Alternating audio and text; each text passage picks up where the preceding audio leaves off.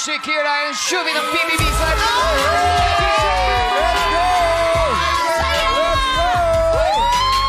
go! Hello! Yeah. Hi, everyone! Bumati muna kayo sa Madlang People. Ayan, bati muna kayo. Sabay-sabay. 1, 2, 3, go! What's up, Madlang People? Okay, girls! Ang tanong namin, kamusta kayo ngayong namamayagpag na kayo sa outside world? Anong feeling na magkakasama kayo ngayon dito sa Showtime?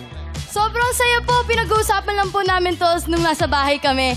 Na we would perform together, we would be on the Showtime stage all together. It's a dream we had inside that we're now bringing sa outside world. Yes!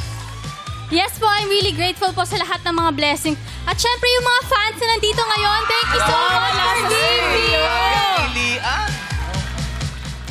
Ako naman, grabe, sobrang tagal kong hindi nag-prod. So, the fact that I'm here, syempre with my new sisters from PBB and here on Showtime, I'm so grateful to be back. Thank you, Showtime, for having us. Thank you po. Ako sobrang saya ko po, finally nasa Showtime na!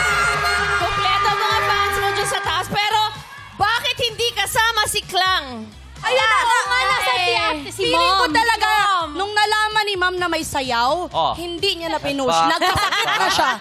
Talaga tayo. Kasi baka mamay sunduin mo na naman na nakamotor. Dahil dyan may babati sa inyo. Na-cancel. talaga? Oo. Sino yung babati? pakinggan nyo. Saan? Parinig nga. Si Ate Clara. Kira, Ay, kuya! Hala! Shuvi, AC, Nakaka-trauma po ha. Parang okay na po kami dito sa outside world, May kuya. task Lumabas na kami, kuya ha. Ashley. Ay, hindi. Gusto ko lang sabihin sa inyo na sobrang proud ako. Thank you, Kuya! Hindi lang dahil sa nagawa nyo ang aking mga tasks, kundi pinapasaya nyo ang madlang people sa outside world.